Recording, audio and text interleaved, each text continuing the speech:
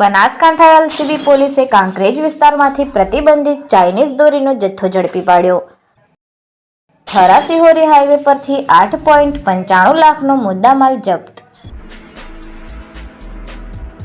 Chinese દોરીના વેચાણ ઉપર પ્રતિબંધ છે ત્યારે બનાસકાંઠા એલસીબી પોલીસે કાંકરેજ વિસ્તારના થરા સિહોરી હાઈવે પરથી પ્રતિબંધિત ચાઇનીઝ દોરીનો મોટો જથ્થો ઝડપી પાડ્યો છે।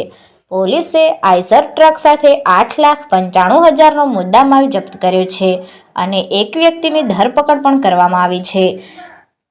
પ્રાપ્ત માહિતી અનુસાર બનાસકાંઠા એલસીબી પોલીસની ટીમે કાંકરેજના થરા સિહોરી હાઈવે વિસ્તારમાંથી પસાર થઈ રહેલ એક આઈસર ટ્રકને રોકી તેમાં તપાસ કરતા ટ્રકમાંથી ₹2,85,000ની રકમની ચાઇનીઝ દોરીની ફિરકીઓ મળી આવી હતી, જેમાં પોલીસે ₹6 લાખની આઈસર ગાડી સહિત ₹10,000ની કિંમતનો મોબાઈલ ફોન અને ₹2,85,000ની રકમની ચાઇનીઝ દોરીની ફિરકીઓનો જથ્થો મળી કુલ ₹8,95,000ની રકમનો મુદ્દામાલ જપ્ત કર્યો છે।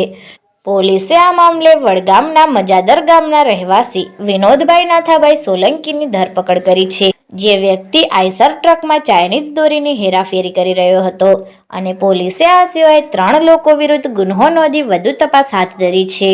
વધુમાં આ ચાઇનીઝ દોરી ક્યાંથી લાવવામાં આવી અને ક્યાં લઈ જવામાં આવતી હતી તે બાબતે પોલીસ વધુ ઊંડાણપૂર્વકની તપાસ ચલાવી રહી છે।